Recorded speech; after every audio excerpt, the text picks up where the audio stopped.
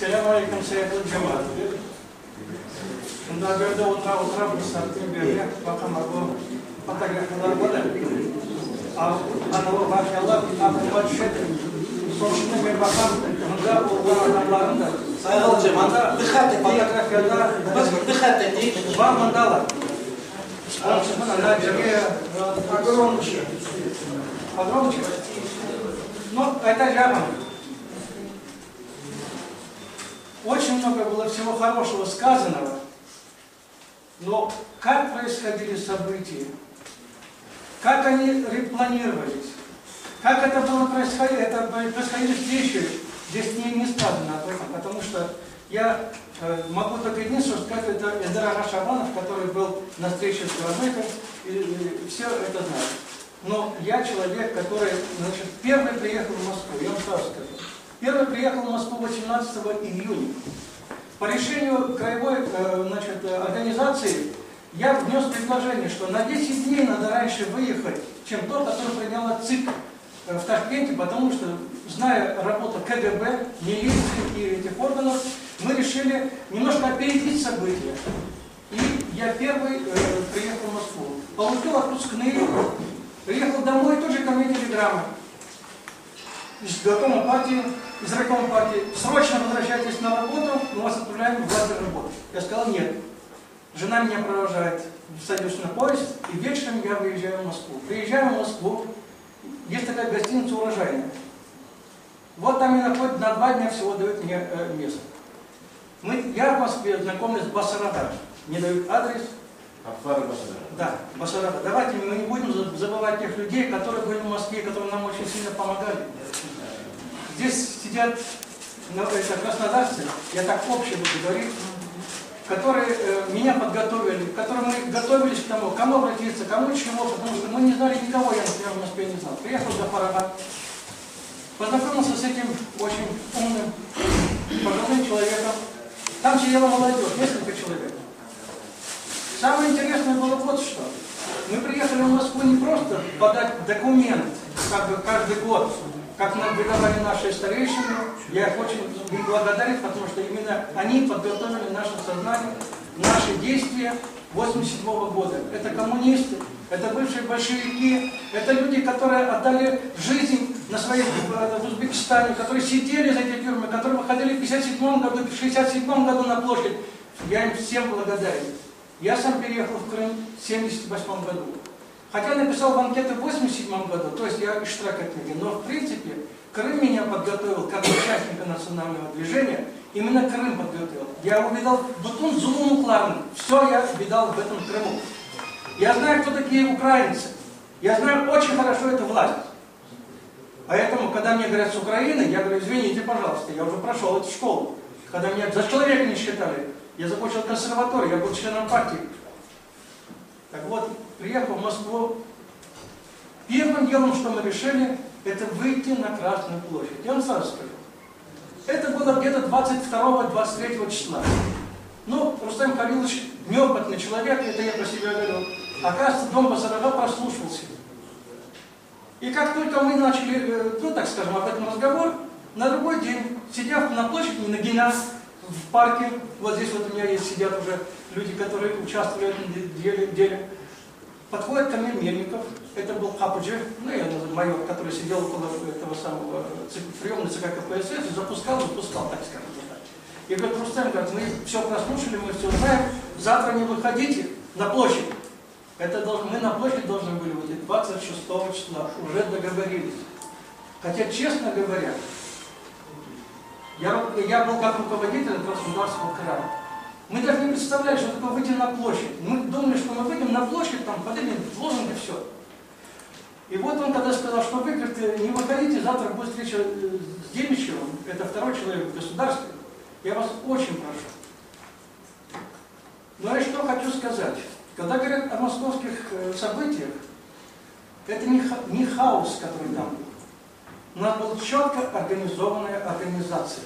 У нас были десятники, у нас были сотники, у нас люди, которые отвечали за каждый регион. Правильно сказал это самое Кемалага. За каждый регион был человек. Осман, это Сейтов Осман, он сейчас здесь сидит, он был за Тамань. Вот. Я скажу, что Бекир умер Новороссийск был Османов Осман, был у нас такой, был очень активный человек там. За Армейск отвечал я, это Раймон. За Анапу отвечал Шевзер, и таким образом у нас были люди. То есть мы собирались 10 человек, 12 человек, решали проблему, и это разносилось по местам. Значит, на тот день, то, что я вам сейчас скажу, это передо мной Аллах, перед которым я ответственен. Все. 25 числа вечером, поздно, 8 часов вечера, в Ташкенте 11 часов вечера, я звоню Мустафе на телефон, деньги выйдут. Мустафа, приезжай срочно, завтра у нас встреча здесь. Я не уполномочен. Ты, как член, которого есть делегация, ты должен приехать и участвовать в этом. Мустафа ответил, я не поеду. Я говорю, почему? Я не поеду. Ну, я не стал никак, я тогда сказал, можно? Говорю, я тогда вместо тебя зайду на эту встречу. Он дал разрешение. Я так привык, что во всем я должен брать разрешение, потому что люди, которые должны были в этом встрече, они должны были дать разрешение. Вот я вам эти тонкости, которые никто не знает почти, я рассказывал вам. На другой день, это было рано утром, уже в приемной КСП КПСС, мы сидим, вдруг заходит делегация во главе Ролан Кадыев от Самарканда, писатель наш, вот это самый умный сколько. Да, Шакир Селим, я их не знаю. Просто заходят интересные люди, высокий, красивый такой, здоровый, и маленький вот такой человечек за ним тоже идет. Это Шакир Селим, оказывается. Потом заходит в партию из Ташкента, Гудженов Рифат, Изидинов Изят, там Руслан Иминов и те все заходят сюда. Заходит Искендер Фазал. И вот между ними начинается какая-то вот такая вот, знаете, грызня. Оказывается, летели на одном самолете и с друг другом не разговаривали, эти представители народа. Вот там не разговаривали. Но так как будучи руководителем, что произошло в этот день? Утром рано Мельников меня вызвал наверх, и мне поставили задачу. 5 человек от Краснодарской группы должно быть на этом приеме. Я спустился вниз, собрал, там было 60 человек нас, и мы провели собрание. Протоколом провели, в том числе мою фамилию, Бекирова Умер, еще там Османова Осман, мы поставили туда, фамилию предоставили. И вот когда пришли уже вот эти люди, зашли туда, значит, первое, что было, удивительная вещь. Вы впишите нас в этот список, как будто мы от народа идем. Мы сказали, нет. Вас привезло государство, и государство должно вас принять отдельно. Мы это свое право отстояли вот тут, мы будем так. Началась перепалка между Искендером и этим самым. Потом мне вдруг заявляют, вы где есть Гудженов Рифат? Нету, да? Заявляют мне, ты, говорит, борешься за портфель уже министерский. Какой портфель? Моя жалкая рубашка, вот эта вот такая вот футболка, штаны, все потому что мы были, просто приехали в Москву действительно, как, ну, отстоять какой-то человек. Вот такие вот были вещи. Но самое интересное другое. Срочно звоню я в Новороссийск и говорю, Смирага, срочно перенос мандата, потому что от Новороссийска у нас никого нету и таких опытных людей. Я вам скажу откровенно, зеленый я был в политическом отношении. У меня было только одно стремление, что-то сделать, но не более того. И вот 26 число, я вам рассказывал, заходит вся эта группа, и мы идем в приемную ЦК Верховного Совета. Вот здесь вот есть Карабаджак Альмир, она здесь 80 лет ей. Здесь есть Фериште, вот здесь есть еще и с Новороссийска есть, я кого так вот помню. Они все были свидетели. Я пришел, заявление написал туда. Окошечко бросил, приняли. Вы знаете, интересная вещь, вот то, что я скажу. Ведь все же приехали с разными мыслями. Вот здесь показали Бурханака, такой в колпаке такой, это из Ташкента. Он когда пришел, рассказал, что эта группа согласилась на 8 районов, в которых мы должны проживать. Мы тогда встали все дымом, как это будет, потому что наши Ялта не наши, Севастополь не наш, Керчь не наш. Мы так не согласны. И вот когда приехали гуджены, они действительно подготовились серьезно в этом вопросе. Но, когда мы зашли на прием, вот так вот сели друг против друга, и Разумовский, это был первый, это секретарь ЦК КПСС, человек очень высокой величины, а бывший, значит, этот был, как называется, Краснодарского края, он был. Он пришел и сказал, Я вас приветствую, мои земляки крымские татары. Вот при входе мы улыбнулись, конечно, но первый раз мы услышали, что мы крымские татары. И вот мы перед заходом на это самое, Зекирьяга пошла с Белогорска, имам Нахьяпа, кто из Белогорска, его знает. Он на кругу вот он живет, как лежит. Он тоже попал к нам. Но как попал? Они называют... Я скажу, вот мне слово дадут, как он попал, я скажу. Вот я скажу, что... И когда, знаете, интересная вещь была, так сейчас проверяют каждого буквально команды, щупают. Нас даже не проверяли. Фамилию называют, мы заходим. Когда 5 фамилий назвали, мы зашли, начали Османов Осман. А Осман, который из Ташкента не приехал, заходит наш Османов Осман из Новороссийска. Он говорит, я. И таким образом Зекирьяга тоже зашел туда. Зекирьяев называют. Он говорит, Зекирьяга я. И мы сели сидели. И вот мы так, когда сели, знаете, какой был разговор? Очень серьезный был разговор. Когда обратились к нам и говорят, Искендер Ага тоже мы если встречали. Biz Крым'ın bütün istesек, siz kabul etесіз bizim Крым'еде. То есть они поняли, что мы очень серьезно. И Османов вот этот Зекирьяга сказал, мен тарафташылым деді. Мен жерінде пышағым бар деді. Крым'ın bütün істемесеңіз, сояр шығарып етіңіз деді. Вот что было, понимаете? Вот что было. Вот кто это может рассказать, чтобы вот на таком уровне? Сулейманов Рустем напишет об этом. Вот, я все, я отвечаю. Оптимистический номер, что я маленький только пример привел, насколько мы были готовы за Родину положить голову. И я хочу вот что сказать. Нас очень сильно в Москве... Придемичев. Вот очень важный вопрос. Мы почему-то забыли таких людей, как Ролан Кадыев. Никто не говорит. А вы знаете, Ролан Кадыев сказал очень и очень хорошие фразы и очень хорошо умно. Это есть его выступление. Но одну вещь я не могу никогда не забыть, как он сказал. Если бы даже мы, крымские татары, на местах высылки мы обмещанились бы, уже забыли свой язык, свое это самое, вы обязаны вернуть нас на родину и восстановить нам национальное сознание. Вот таким образом. Так никто так не сказал. Но прошло время. Я хочу сказать, что нам у нас сильно помогали казанские татары, которые там были. Мухаммед Ади, который там был. Я ему благодарен. Мы с ним встречались, мы с ним беседовали. И вы знаете, мне было очень приятно, когда они на Красную площадь приходили, шапочки одевали и приходили на Красную площадь вместе с нами.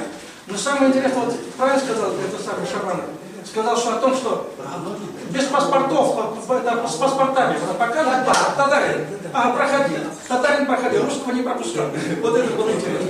Рустам Ага, я еще хочу добавить, они нам давали свои квартиры, они приносили еду, одеяло, когда мы... Где?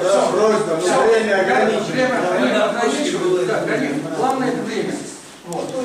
А то, что я расскажу, мало кто расскажет. Но я еще другое. Внимание. Итого я делаю заключение, что Мустафа не участвовал в московских событиях. Могу сказать ответственно перед всеми. Мустафа никогда не руководил московскими событиями, потому что я был один из тех людей, которые постоянно были на телефоне. Мы это должны забыть навсегда. И то, что пишут где-то, чего-то такое, это ерунда все. Это просто приписать к себе, как будто мы выполняли что-то такое. Ничего подобного. Дело было в том, что каждые 5 минут менялась обстановка. И нужно было моментально это все решать. Вот здесь есть участники Кадыров Нариман. Я его знаю, что он участник. Он был национальный, в этой группе. Я знаю Шатимир Эмина. Я знаю всех подряд, кто был там. Я что, вот сидит Наджье. Он там сидит Карабаджак Альми. Он сидит Усман. Сидит. Это же самые такие, понимаете, активные люди. Я что хочу? Вон сидит, вон еще улыбается мне тоже человек. И вот мы добились того, что, вы знаете, народ плакал. Народ плакал, когда 22 июня нас вызвали наверх несколько человек, в том числе Сиутову, меня, Искендера Фазела и все. Мы думали, что какой-то вопрос решается уже. Вот решится. Народ плакал внизу. Я поднялся наверх. Других, напиши все это, родной. Мы все это вроде перевозим. Я напишу, есть что сказать. Я хорошо. Вот видите, кто не был в Москве, тот не может. Выполняем. Да. Я подчеркиваю, раз я взял на трибуну, я буду стоять до конца. Ну, Ни одного- Это не очень Я выскажу. Я тоже хочу, что Виктор тоже хотят, даже не мешай. Пожалуйста, сделай то, о чем мы тебя просим. Поставь точку. Значит, я вам Или поставлю. многоточие. Я хочу сказать только двух встреч. О Горбачеве, о Демичеве и Карамыше. Вы хотите послушать? Потому что здесь никто мне об этом не рассказал и не расскажет. Демичев, когда мы послушали все, меня оставил отдельно. Сразу мозг мне спросил, останьтесь? Ну, сами. Я остался. Для того, чтобы сказать, что нам делать, вы знаете, надо было прожить это вот в этом государстве и понять сущность этого государства, которое нас не возвращало столько лет на свою родину. Именно оно не возвращало, никто не выдрубал. Я что хочу сказать? Мы были все высланы из Российской Федерации.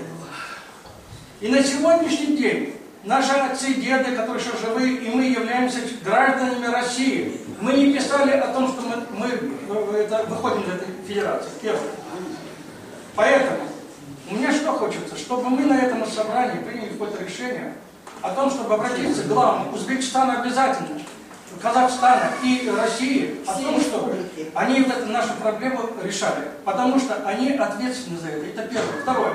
За 20 лет здесь ни один раз никто не поехал и никаких проблем не решал, хотя основной наш народ находится там.